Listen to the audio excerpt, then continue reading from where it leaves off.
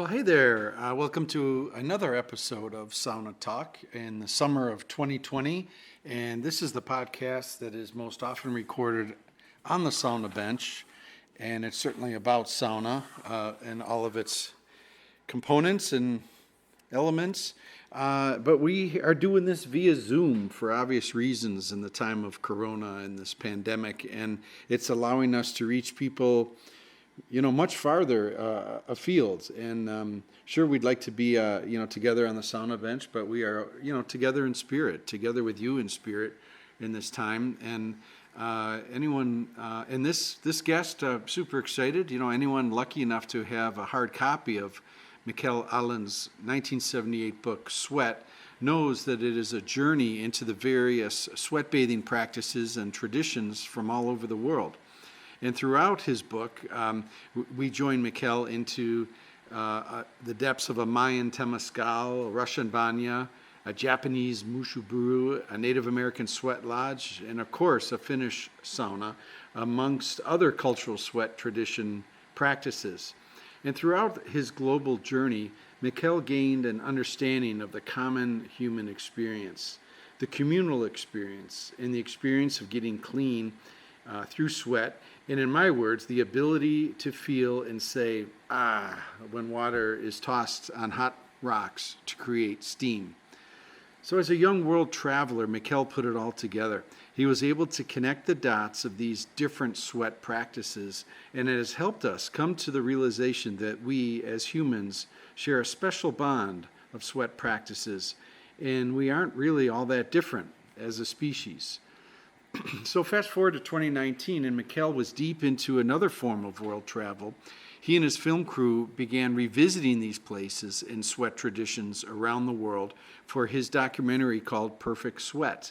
The documentary is currently in edit mode and has been halted by Corona, with a couple episodes still to go.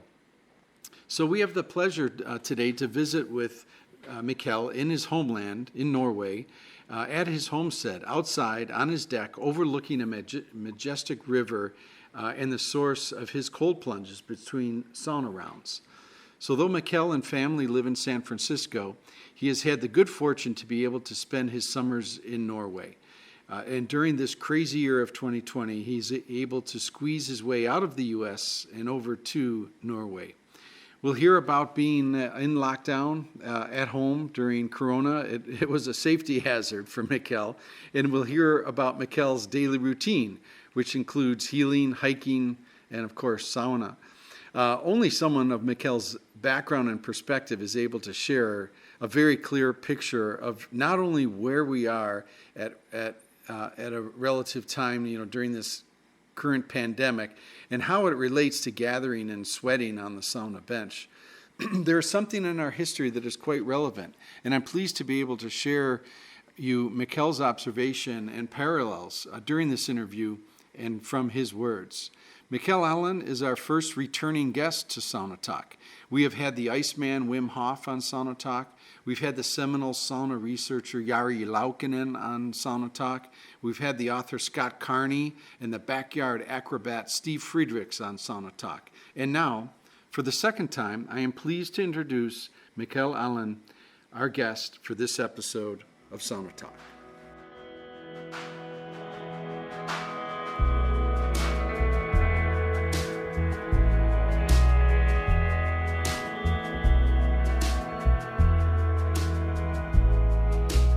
This episode of Sauna Talk is sponsored by Lampa Manufacturing from Tower, Minnesota. Lampa Manufacturing, the mastermind behind the Kuma sauna stove products, is a small family-owned company that believes in always making the best units they know how and continues striving to make them better and safer. Sauna Times offers a wide selection of Kuma products for all your authentic sauna building needs. My history goes back at least 25 years. I've owned two Kuma stoves that I bought new, one in 1996, the other in 2003, and both are running as well as the day I purchased them. They are built like tanks, and they produce the best heat that I've ever experienced. I'm very pleased to partner with Lampa Manufacturing as an authorized distributor for the products, and they can be ordered on saunatimes.com. You look at the top and the shop button, and we're very happy to provide these wonderful sauna stoves for you. Another personal note I'd like to share is I had the good fortune to have Daryl Lampa on the podcast. You can search Sauna Times podcast, and you'll hear from probably one of the top experts in the world about wood burning and the process of it, the clean burning, the efficient burning, sustainable heat source. So check it out, and welcome to this episode of Sauna Talk.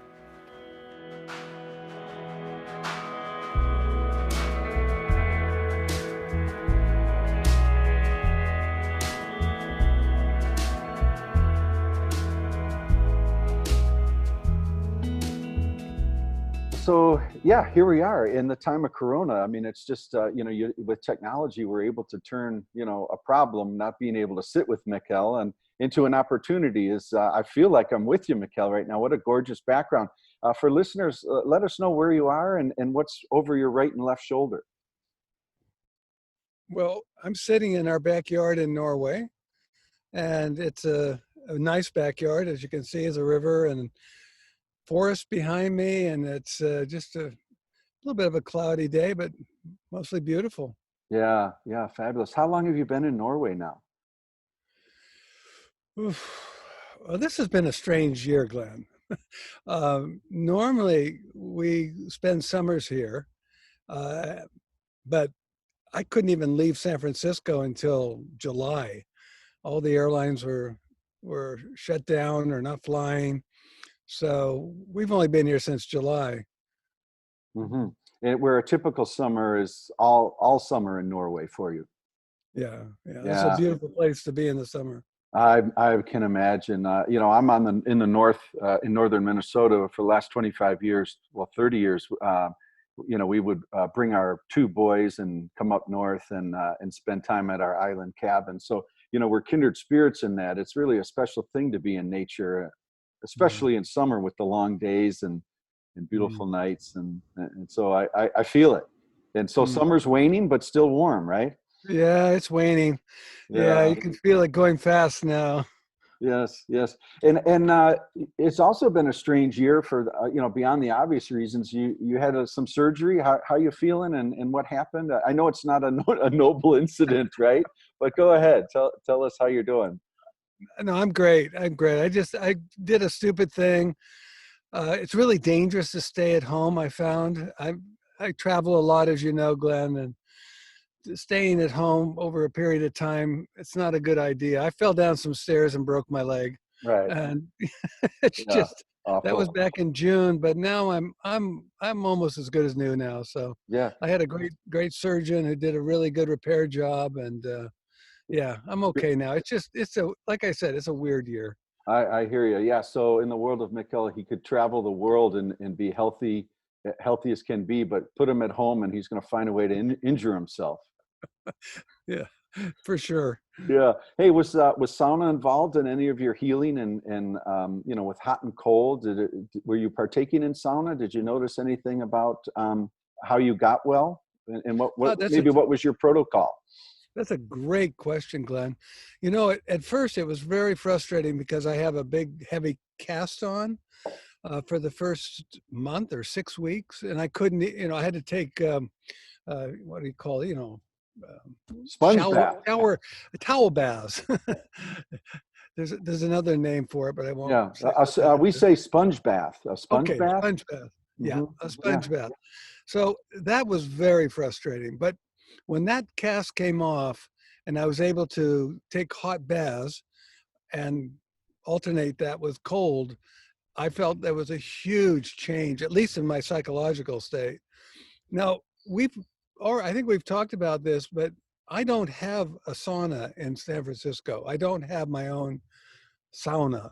I'm a really big public bath guy, you know that. And all the public baths closed down, well, all over the world. And that caught me off guard because I had hardly any way to do a good sweat. And for your special sauna day, I, which was great, by the way, it was a great idea and very successful. I actually put together a portable, what I call trail sweat in my backyard, and heated up the Weber and fired up some rocks. Okay, it was a lot of work for a little bit of sweat. So it wasn't until I got here back in Norway, where we have a really beautifully newly renovated sauna in our backyard here, that I was able to explore the heat and the cold. And well, I swear by it. I Yeah. think that's one of the most healthy things you can do, is alternate heat and cold. And I'm sure the reason I'm not dancing, but I'm walking 5 miles a day. Mm. One of the reasons I think is because I have this great tool in at my fingertip, which is heat and cold. Beautiful. What percent was your leg back to normal when you first started to sauna in Norway? Like, were you well on the mend, or soon your cast thereafter? Or Well, I how had to far get the along were you? cast once the cast was off. I could limp around. Mm.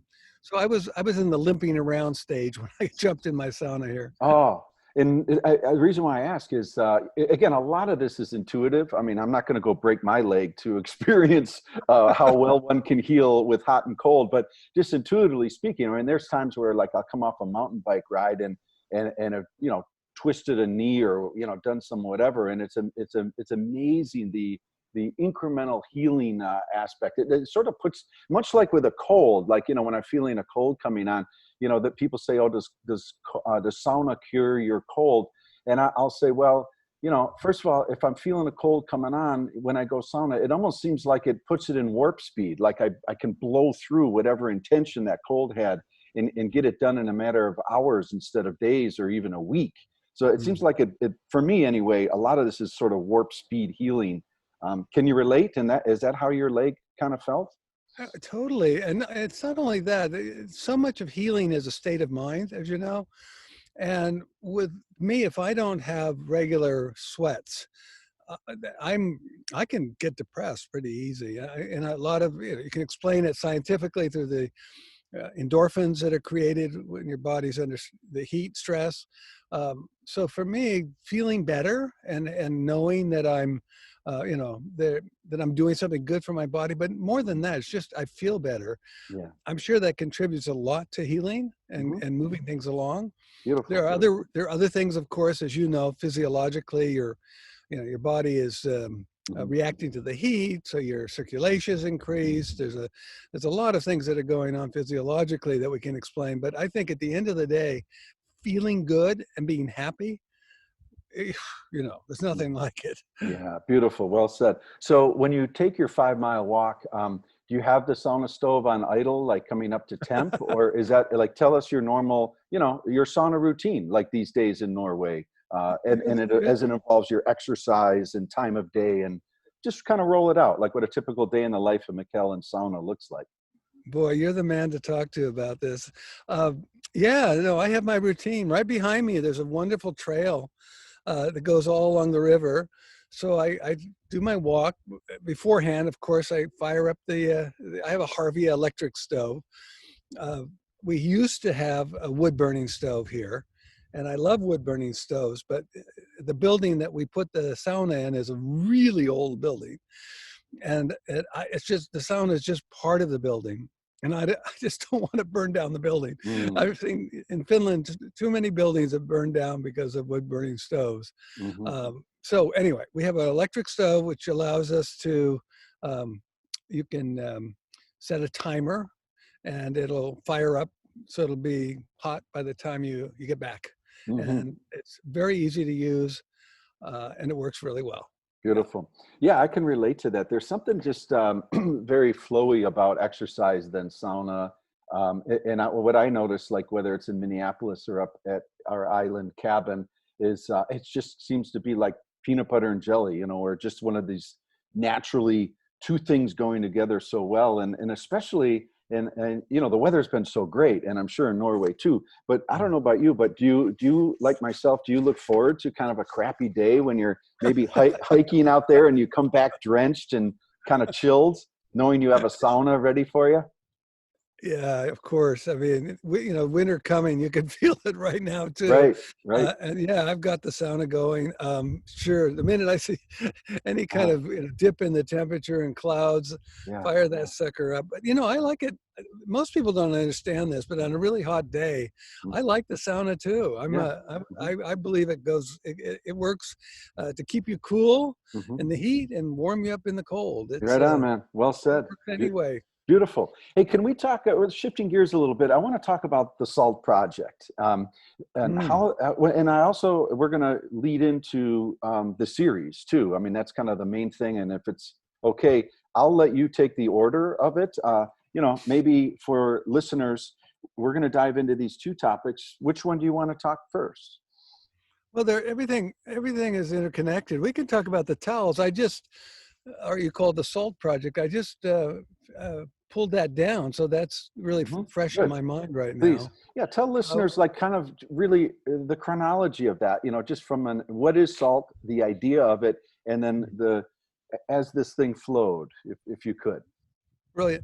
So SALT it's in Oslo, Norway, and it's a art project, a giant art project that went up several years ago in an empty lot right near the Opera House, which is a beautiful location. And it came down from the north where it originated. And one of the things that they do up north is they have these salt drying racks that are shaped like pyramids. And that became kind of the defining symbol or image for this art project. They built this huge pyramid, fish drying rack. Right, and just to interject, it's an icon of Norway. These racks, these drying racks for cod. I just had to throw that in there. Very iconic. Oh yeah, the dried cod, sure. So anyway, so I was visiting them. They also built a bunch of badstue, as it's called in Norwegian, badstue, which is the Norwegian word for sauna, or the Norwegian name for the sweat bath. And they had built several public badstues on this art project, this location, and they were really popular. And I was walking there we were filming there actually. We were doing the series, the Perfect Sweat series, and I walked by that pyramid, and I could just imagine covering the thing with with used towels from all over the world. And I thought, what a great way to you know, talk about salt, because obviously sweat is mostly salt and water, and also just the idea of well, you know, bringing all this energy, this healing wellness energy from people from Japan to Turkey to Minneapolis to Mexico, and put them all kind of in this form, this drying rack form.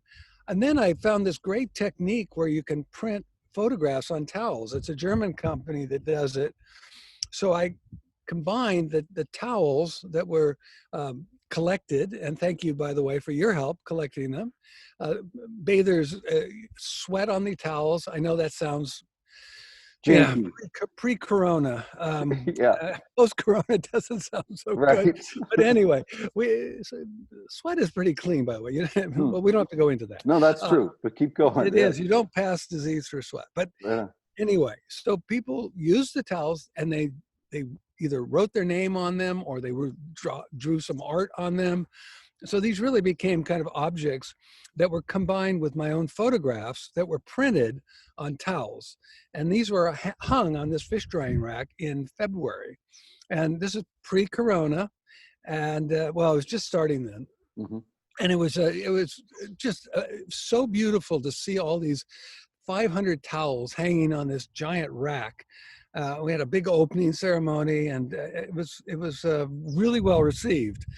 And then, as you know, the world changed in February, end of February, and so Norway shut down. Right, Norway shut down SALT. Which could you say that SALT is a public sauna destination? Is that, or there, I know there's more to it. There's stages and this and that, but sauna is a big part of the installation or the place, right? Sure, it's an art installation in that they have concerts there, they show movies, there's food, there's lectures, and there's at least 2 or 3 public baths that are a really big part of the installation, Yes. that are open to the public and very popular, and they shut down. Everything shut down. So the towels were there, and you know, I'm happy. I'm happy they were there. I kind of wish more people could have gotten into Norway, because Norway shut its borders down too. Right. Exactly. And nobody was even allowed in. So a lot of Norwegians saw those towels, but not that many. Yeah, a beautiful and metaphorical on a lot of levels. And I don't need to share or state some of the obvious, but just to bring these, you know, it's a unifying thing, you know, and I often say, you know, heat and cold is so egalitarian, you know, it doesn't matter what country you are or even what method of sweat bathing you're undertaking. And I think, you know, if I could just project a little bit of that, the towel project, what a cool thing. I mean, towels from all over the world expressing the egalitarian nature of what you and I love so much. And the essence, it was important to me that these were used towels. And I know that sounds, again, maybe a little strange, but it was really important. There was an essence that was contained in every one of those towels. Not only the signature of the user or maybe some artwork, but on some other level, there's an essence of someone there as well. So we took down the exhibit, or took down the towels last week, and I've got them all bundled up, and they're, I keep thinking there's got to be another venue someplace around the world that these towels can appear in. So we'll just wait for chapter 2 on that one. Thank you. Beautiful. Let's a perfect sweat. I could summarize it, but I'd love to hear it from you. The chronology dating back to this common bond that you and I have also about traveling around the world as a young, call it college student. If you could take listeners quickly through or just succinctly through the brand. I mean, for lack of a better word, your history behind this from the book and leading up to the series. I hope you don't mind, but we'd love to hear it from you. No, that's fine. That's fine, Glenn. It is kind of it's a fairy tale in some ways.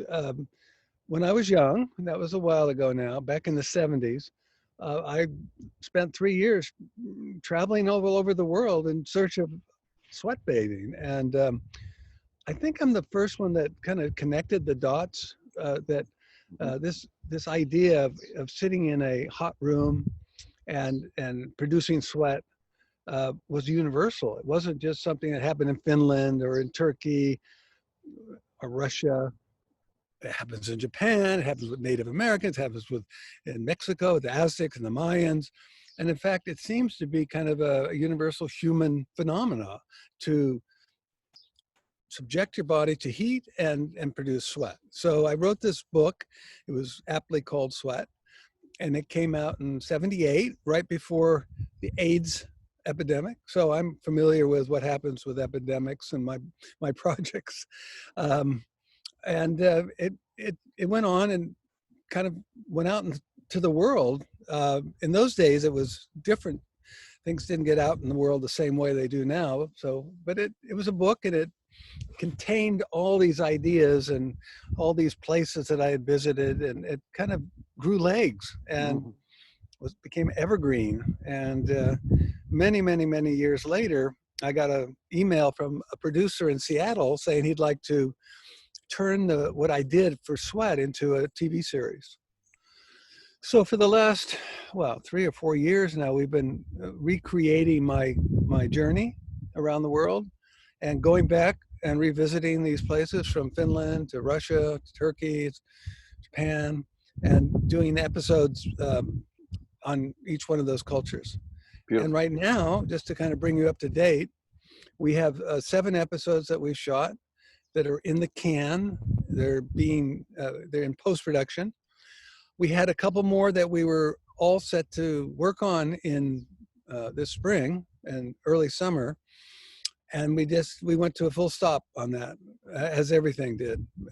We just stopped. And right now, the series is in post-production. We don't have a definite distributor, and that frustrates me. But I have to accept that these times are difficult right now. Yes. It's different. It's a different time, and I like to think that we'll get back to normal. No question. And when it does, we'll get that show out there and Beautiful. make it available. Great. Thank you for that update. So the series, as you traveled around to these 6 different countries, sweat bathing cultures, did you notice any change? The circularity of this being in the 1970s, decades have changed. Anything different? I mean, I'm sure the world is completely different. I mean, people probably, with their iPhones between, cool downs, maybe, or whatever. I mean, there's some technological differences, I'm sure. But what did you notice that was different in some of these cultures from a sweat bathing perspective? Maybe it'd even be better if there was nothing different. Does anything come to mind as things being different? Oh, there's a huge difference. Back in the 70s, it was like a really thin soup. In other words, there was Finland, of course, the sauna has always been popular, but even in Finland, there were public baths were closing. The bath itself was always part of the culture, but there wasn't a passion. And what I'm trying to say is what I found now, all these years later, 45 years later, is a kind of a rekindled passion, because I think there's a time bathing is cyclical. There's times when bathing is popular, and there's times when it's not. And back in the 70s, it was like a thin soup. It was there, the flavor was there, but it wasn't robust, and it wasn't strong and powerful. And now, in the 21st century, I don't know how to describe it other than it's just phenomenal interest in this type of bathing all over the world. Even in Japan, which is a big bathing culture, and it always has been. But now the passion for the Finnish sauna in Japan is just over the top. Yep. It's just phenomenal with the young people. It's mostly young people that are carrying this torch. But I'm blown away by how passionate people are for bathing now. And I didn't see that in the 70s. I bet, yes. And I love the metaphor of thin soup versus call it rich soup, maybe, like today is a rich soup. The other overlying element too is this,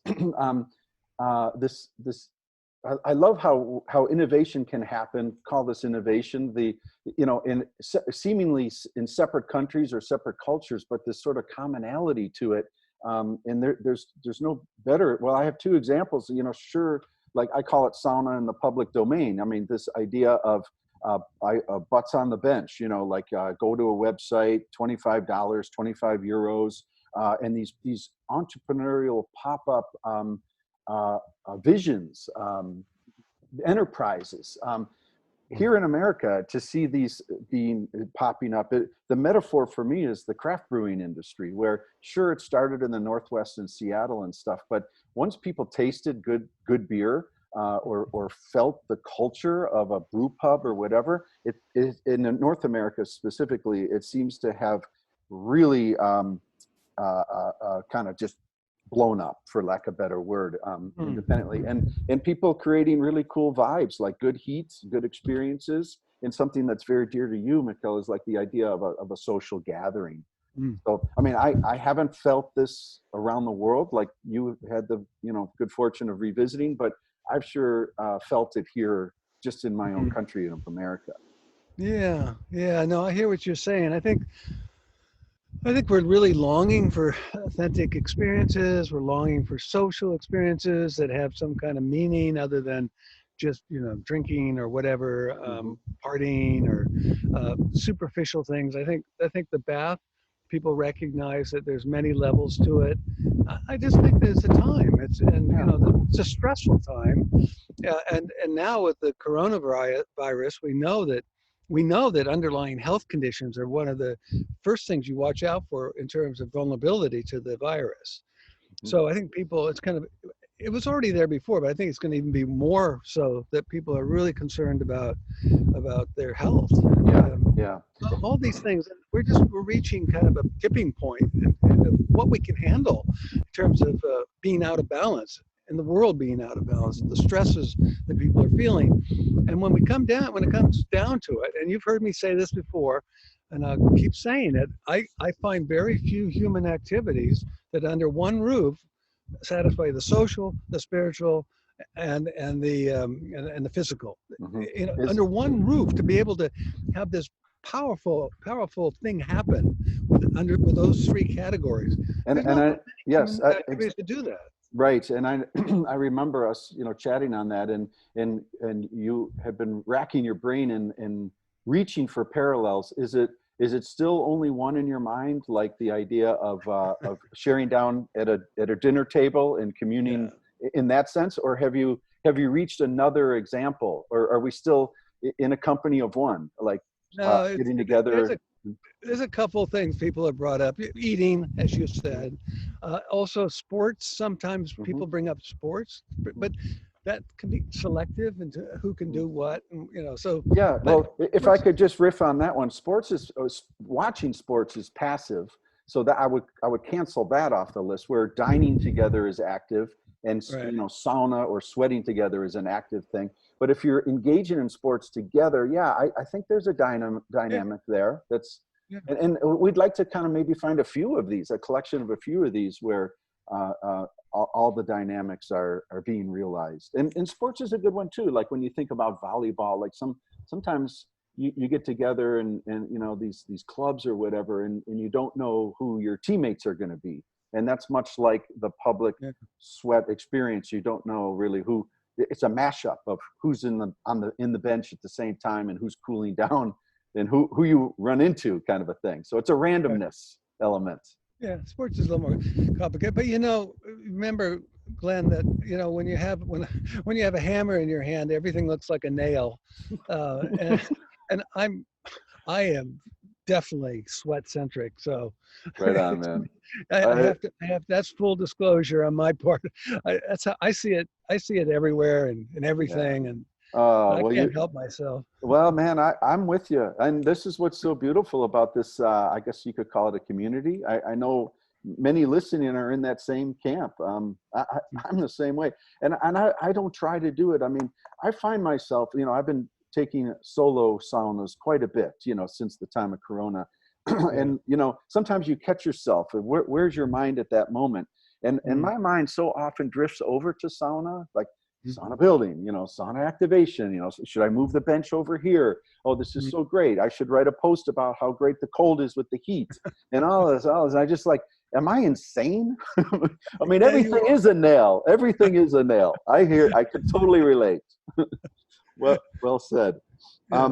Okay. So let's talk about, call it the big nail, the big nail in the room, if you will, the biggest hammer or whatever, this time we're living. Can you share a little bit more? You touched on it about you've lived this before, the AIDS epidemic. Can you share for, especially those younger listening, like, perhaps some 30-year-old has invested literally his career into, maybe he or she, into building a sauna and, a website, and looking to bring their community together and bringing this mobile sauna to, say, brew pubs and stuff. And they're pulling their hair out. And these are younger people that don't have a perspective or a comparative pandemic in history. But you so succinctly bring up the AIDS epidemic. You were young. The book Sweat had just come out. There's no specific question here, but you know where I'm going. Can you speak to this a I got little you. bit? I can definitely riff off that. Many times over the years, people have come to me wanting to make public saunas or mobile saunas or Turkish baths, or I kind of given advice over many years to many people, and I always say, one of the things you have to watch out for is a pandemic or epidemic. It will come and it will affect your business. I always tell people that. And I say that shouldn't stop you because historically this has been going on probably as long as recorded history. Certainly the Roman times. The baths were periodically closed down because of cholera or other outbreaks of disease, but they always come back. And I think we had a conversation once, Glenn, and I said, well, Disneyland's going to come back too. We're going to go back to Disneyland. And we're going to go back to restaurants, and we are going to go back to offices. Even though people talk about work at home, people want to be with each other. People want social connections. We're hardwired. That's who we are. Disease has been around as long as we've been around as a species. So this is going to happen. And one of the things, if you're doing a business, you just have to make a plan. You have to have that in your mind. And there's things you can do. Like there are people that are pivoting all the time. I was mentioning Salt. Salt closed down in Oslo. They had to. They were shut down. But what did they do during that time? I was just shocked when I went back a few weeks ago. They had totally renovated the place. They had improved the saunas, the bastus. They'd done some work there. They used that time to make everything so much nicer. And they've also built in social distancing too. That was part of their renovation projects. So these are people that didn't panic or freeze or anything to that, which I can understand that too. There is that moment when you go, oh God, it's all over. The world it's over. Forget it. I'm done. But you don't have to do that. In terms of business, I've said this before. During some of the I think it was in the Middle Ages, the baths that were shut down turned into bakeries because they had the ovens. They pivoted. And of course, they were sued by the Bakers Union because they didn't appreciate these upstart bathhouses getting into their business. It's going to happen, and it's going to happen again. And we need to understand that. Now, what I've thought when this happened and I was in San Francisco without a sauna was I got to get a private sauna in my home. I and know. I'm the guy that's always saying, forget making your own making your own private sauna, get the public saunas. Well, now I'm the guy that says do both. That's right.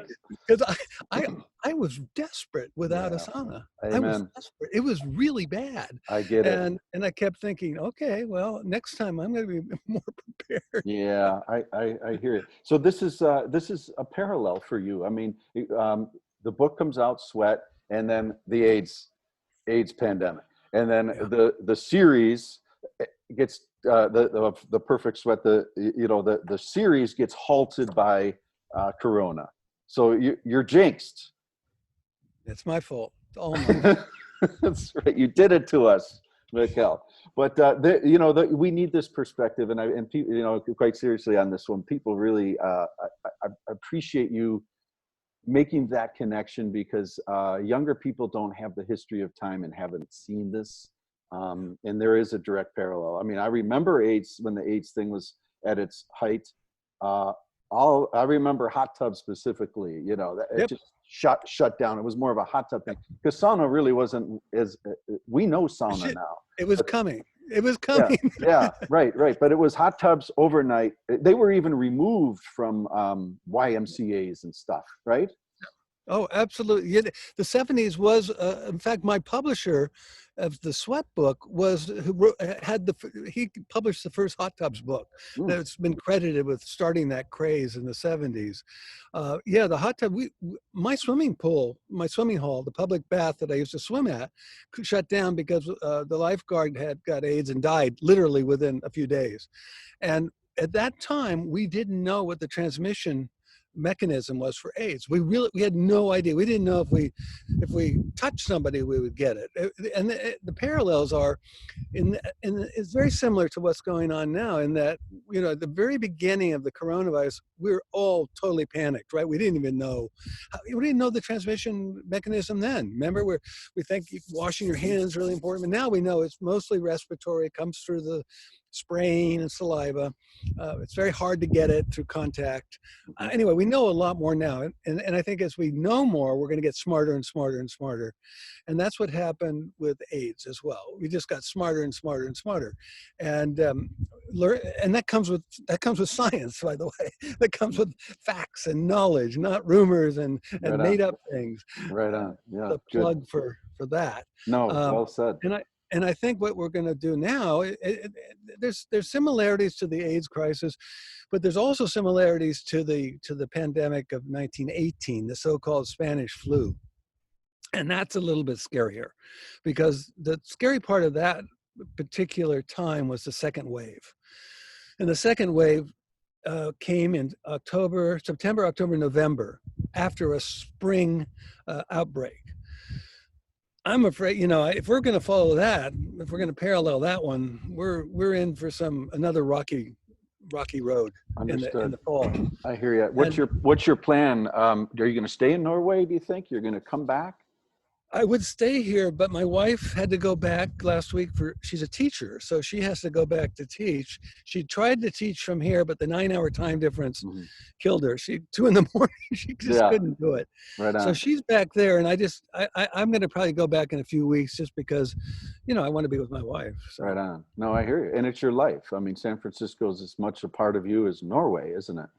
But I'd rather be here right now. Oh man, I hear you. I know this is one of you said this is a very unique year, and that's so obvious. But I tell you, one of the ways it's kind of unique for me is, so we're on an island. And so this is actually one of the reasons why backyard sauna became such a big deal for me 25 years ago, is that our cabin is on an island. So we have this, what's called the shoulder seasons, where I literally couldn't sauna because the ice was either on the way out or on the way in, so no access. And I'm like scratching my head thinking, gosh, I love this sauna so much. So I replicated our cabin sauna in my backyard, and I beat that one back.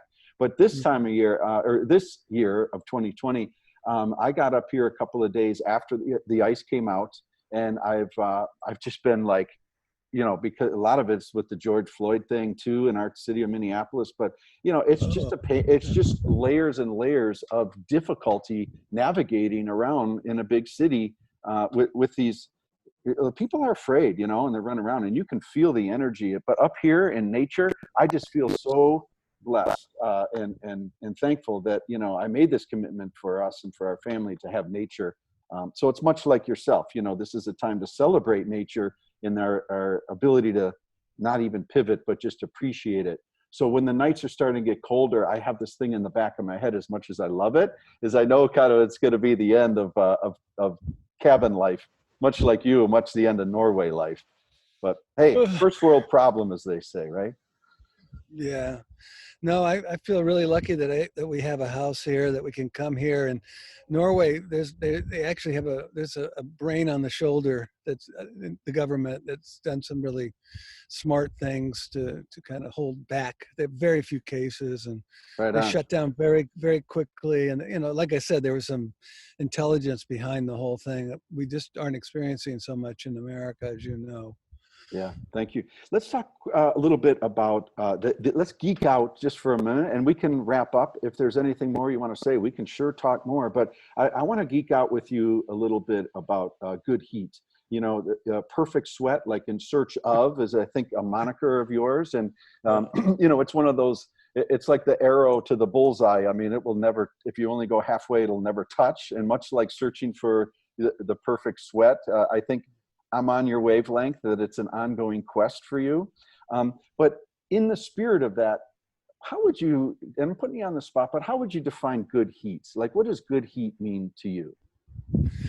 Okay, this is where I can segue to my renovated sauna that I have here now. Excuse me. I got really excited when we were shooting one of the episodes in Sweden.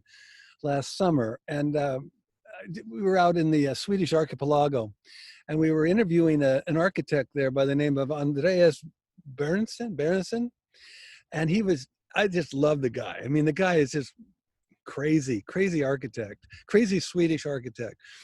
And I challenged him. I said, would you renovate my sauna at my house in Norway? And he said, sure. And then I said, well, but this is what I want. And this ties into what you're asking about perfect sweat.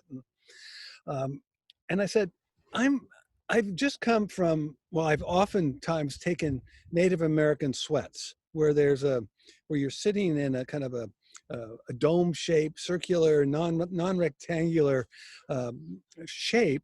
And there's a whole different feeling when you're in an organic shape like that versus a hard rectangular shape, which is very common with the Finnish or Scandinavian design. Because it makes sense. I mean, it's so much easier to make a rectangular design when you have planks of wood, right, which are straight. And I said, what I want is I have a box, but I want it to feel like a cave. I want you to design this thing so that I'm entering it and I feel that I'm in an organic space, non-linear, or non-rectangular, non-linear. So he goes, okay. So I kind of went back to the drawing board and came back a few months later with this amazing design that uses stacked studs that I wish I could, if we were on video, I could literally show it to you. It gives this a feeling that you're in like a beehive or something by the way that the studs are stacked. They're all stacked together in kind of alternating heights, and it may seem chaotic when I describe it to you, but when you're in it and the way it's designed, your body just naturally fits in all these different compartments. And I have to say, there's something almost perfect about this that I'm really happy with the way it came out. The other thing is, because there's so much wood in it, there's so much thermal mass. You know the theory behind one of the reasons a smoke sauna, and I'm sure your readers or your listeners know what I'm saying when I say the smoke sauna is the kind of the Cadillac of all Finnish saunas, is the old log cabin with a pile of rocks in it. And people can't figure out or tried to figure out why it feels so good. One of the reasons is because there's so much thermal mass in the logs that when you go in, you're not just getting the heat from one source, not from the rocks or the fire, but you're getting this kind of oven-like effect. It comes because you have huge thermal mass. Because the architect designed this with so much wood, this battery of these stacked studs, you get almost the same feeling as you get into a smoke sauna, as you get when you're in a smoke sauna. Are these stacked studs bench components or wall integration, or both? They are the benches. The part where you'll sit is flat, so there's not any kind of alternating. It's the same. The studs are the same used, but in the wall. But they're coming out of the walls in different 3D like. Yes, exactly. And the other benefit of that, call it a benefit, is yes, it increases thermal mass, but it also demasses the space from a cube standpoint. There's a lot of sensitivity as we build saunas to, like, okay, yeah, what are the dimensions? That's one thing, but what is the cube? What is the air? What is the cubic air in a sauna?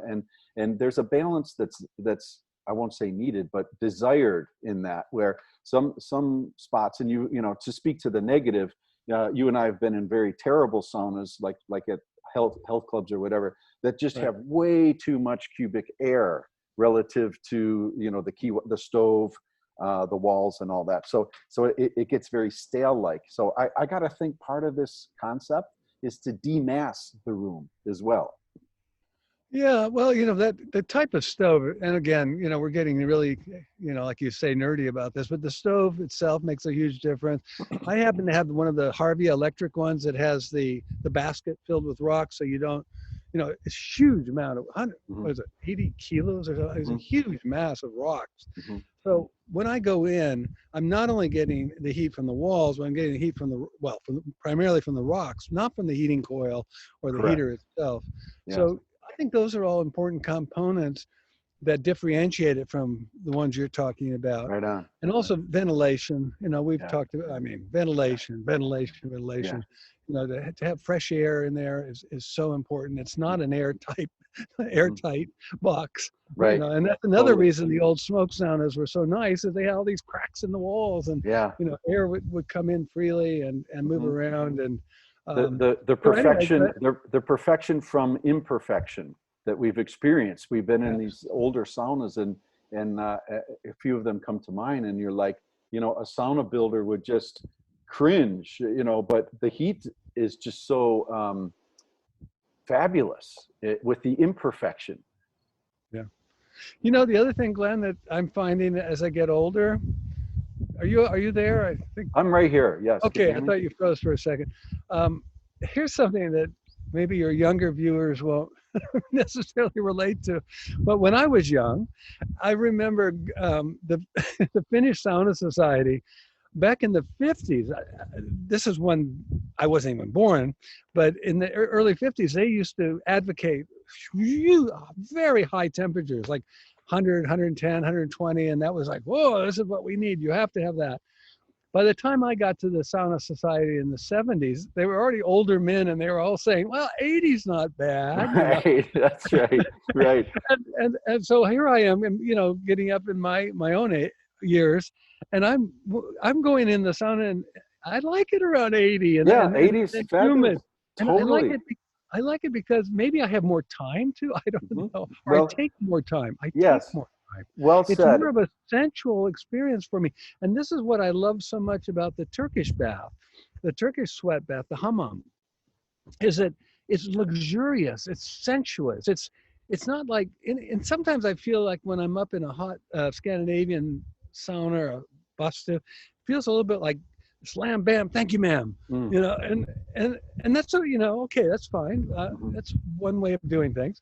But I'm older, and I'm going more for the kind of the deeper, quieter, more sensual experiences, and my sauna now, my bastu, satisfies that. Yeah. It really gives me that.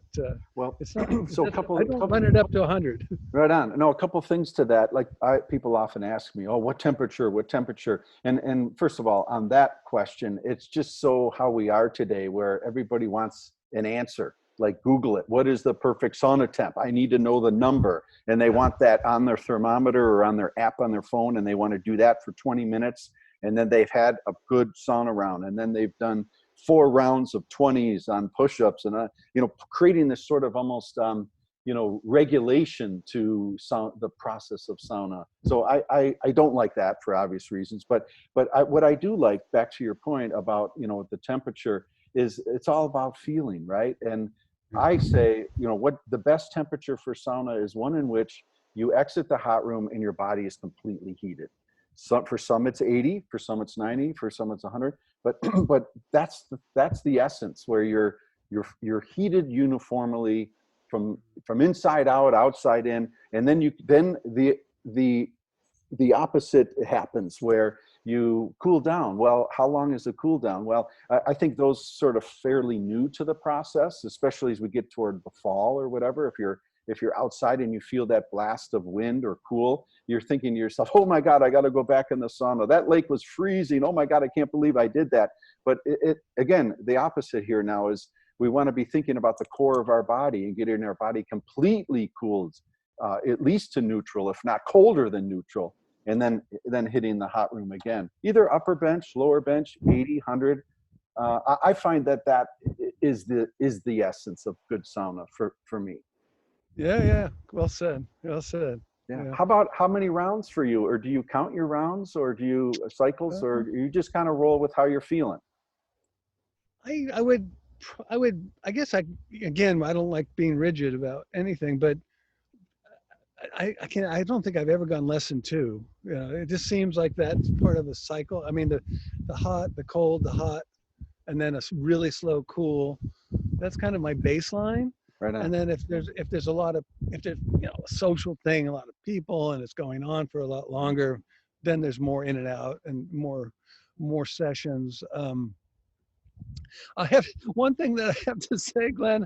You know, now that we're not filming, and I've been filming now almost nonstop for 3 years, I can actually enjoy this. I mean, oh my God, we you know, we at one point we were filming up in Finland at the mobile sauna convention or conference or whatever they call it. Yeah, the festival. I think I did 52 saunas in one day. It was, I know, brother. I know. No, Yeah. you know, that's too much. And now I can just take my time now. Yeah. And at your own pace, when you know when. At my own pace. Yeah. Oh God. Yeah, well, yeah. One more thing on how many rounds, and I do have to rub this in a little bit about wood versus electric. I often will let the coals decide, you know. So in other words, say I've done 3 rounds or whatever, and I come up from the dock, and I'm at that wonderful point of equilibrium that you know so well, and then I can go either way. In other words, I feel so great right now, and then you know, with the solo sauna, you're asking yourself the question, should I go for another round? Well, what I've found, Mikkel, is more times than not, I let the coals decide. I open it up and I say, oh yeah, there's still plenty of coals left. And then I kind of get like childlike of euphoria, like, oh, I get to do another one. So I'll pull the coals forward, bring the damper up and kind of blast it out one more time. And it's kind of, I guess the moral of that story is it's sort of, sometimes it's nice to work with constraints, you know. It is so free flow, you know. Our saunas can be so free. I think constraints are great. I just had, my cousin came up to me the other day. He works for the power company here, and he said, you know, with all the rain, the electricity is basically free this year. So, and I said, oh, you shouldn't have told me that. I'm firing up that sauna every day now. Well, what I mean, yeah. But the converse to that would be, you know, it's really expensive. Turn that sucker off. Right. Yeah, you can only have 2 rounds because that sauna cost you €35. So back it down. Yeah, what an awful constraint that would be. Well, then I think you'd probably be forced into wood, wouldn't you, if electricity was high? Yeah, but you remember, right behind me is a river. I mean, Norway's filled with these things, and they're generating electricity all the time through the dam. So, you know that. But there's also a forest behind me too. So we have a lot of energy here, and there's oil in the North Sea. Yeah, you have a lot of energy resources with the oil and money. I mean, you guys are doing great. I mean, you talk about a country that's got their act together fiscally, and even environmentally from that. I mean, I know there's a lot of irony to you know, oil in the North Sea and stuff, but if there's a country that's you know, really, you know, you guys, Norway is really sensitive to the environment, and that's something we all need, isn't it? Norwegians love nature, and they just really honor it. I know it is ironic that the wealth comes from the North Sea oil, but there's also, they've long been very much an energy producing country through the hydroelectric and also the forests. They manage forests very well here. Yeah. Well, good. It's a pretty special place to be. I actually love it. Well, when I found out that you were on your way to Norway, I was ecstatic for you, because I you know, we've been in touch and stuff, and I knew about your leg, and you know, San Francisco hasn't been the greatest of cities like Minneapolis, you know, with the social unrest and stuff, and I was just I was so happy for you to know that you got on a plane heroically and got to your homeland. Super happy for you. Well, I thank you. It was a challenge to get here. The planes weren't flying, and my leg was broken. But I just want to kind of dial it back a little bit on San Francisco as a city I love. I think we managed in that city. We managed the virus. We are continuing to manage the virus as good or better than a lot of places.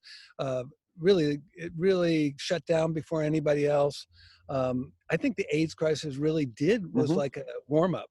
And I'm really been pained to see what's going on in Minneapolis and say, you know, in your neck of the woods, that just it just is torn in my heart because Yeah. that's just such a special place, and Mhm. the people are so wonderful there, and to see all Yeah. that violence is I know, man. I know. hard to watch. It's yeah. It's sort of like another. You and I always kind of reaching for metaphors, and I have to bring this one into the fold. It's like our social fields have been allowed to lie fallow, and yet I can feel some really beautiful budding fruit. Some fruit trees growing here. And what I'm going with this metaphor is, you and I have had this discussion about you coming to Minneapolis and how we would just love to host you, love to have you come to town. And so we're going to keep nurturing this thought, this intention. And, there'll be a day where this is, travel's going to be great again and safe again. And we're going to come out of this really rocking. And I just am real excited to hang out with you and take some free form sauna together. Glenn, I got to riff off that too, because I think you're absolutely right. This is going to pass. It will pass. And I think what'll come out of it is maybe, hopefully in America, people will start seeing what we're doing and what we've learned to do is not something as luxurious or some kind of a privilege, but it's essential. Mm-hmm. It's a public health issue that people Mm-hmm. take care of themselves and take Yeah. care of their bodies. Right. And we know we're sitting on the gold mine here, and we're trying to let other people know that. And it's frustrating, frankly, especially in America, because people just don't get it. And it's been really frustrating. Thank you. I know. And I hope now when people start seeing that, like we talked about earlier, that health is really what is so important in these times when there's viruses like Mm-hmm. this. Mm-hmm. It's not going to be enough just to have a vaccine. Mm-hmm. It's not going to be one thing, but for sure, staying healthy is going to be way Right at the on. top of the list. Yeah. Right on. Now you've provoked me. You poked the bear, and I have to ask, what is the expression that you shared with Risto, the president of the International Sauna Association, about saunas in America as a percent? Come on, let's just lay it out here. Do you know where I'm going? I don't even, in America, X% of the saunas are bad. Remember that one? Are you comfortable with it? Yeah, I'm comfortable. Although you guys are doing a lot in Minneapolis to change those numbers. Let's state in fairness, you know what I'm asking you to recite, right? The expression. I think it's something about the ones that are here are pretty bad. I don't remember what I said. Okay, I think Risto told me this when we were at the Finnish Sauna Society.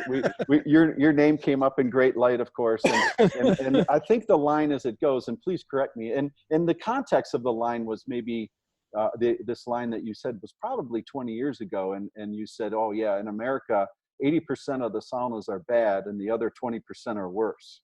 Yeah, I think I said that, but it's getting better, Glenn. Come on, I know, man. You guys are doing a lot. I love what you're doing out there. I can't tell you how it just warms my heart. I just love you guys. I love you so much. Right on, man. And I'm just you're spreading all the stuff, the good stuff you're doing there is spreading all around, and you just guys keep it up. Keep it up. Thanks, man. But, just to drill into that, and again, you've poked the bear, and I just want to say that, like, what's been so frustrating for me in America is that what people think of as sauna is anything but. And as one climbs the ladder to good sauna, I mean, the bottom rungs are just terrible.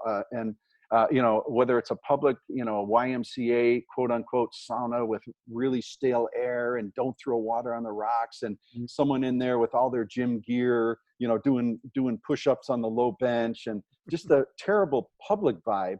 And then even in the private world, these really lame ass toaster oven saunas, like wedged into some closet, off a living room with, again, no ventilation and no thermal mass, no heat. And I'm just like pulling my hair out, because like yourself, to experience really good heat in the country of origin, and then to experience that, and not just the mechanics of the good heat, but the culture that comes with it, and the goodness of, leaving the cell phone in the locker room or leaving all that behind, and the non-rigidity of it. I mean, as I came back to America as a young college student and I brought that passion with me, and to see this bastardization of good sauna and the proliferation of bad sauna, I just I just want to get on top of a mountain and scream.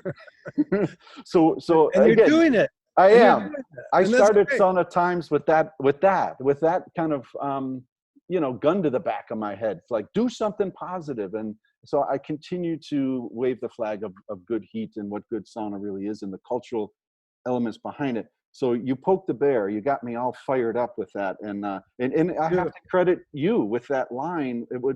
It meant so much to me to know that I'm not alone, for you to make that observation. And it went so in such a beautiful way too, with humor behind it. I want to thank you for it because you've been a great influence Well, for me, let's Mikkel. make sure we change that so I never have to say that again. No, well, we are one sauna at a time, and we will, yeah, and we'll date. In fairness, that expression needs to be date stamped because it really was a provocation to do this to make better. I often will draw the craft brewing analogy, and we're making better beer now. We know what craft beer tastes like, and the quality, and made it from the heart.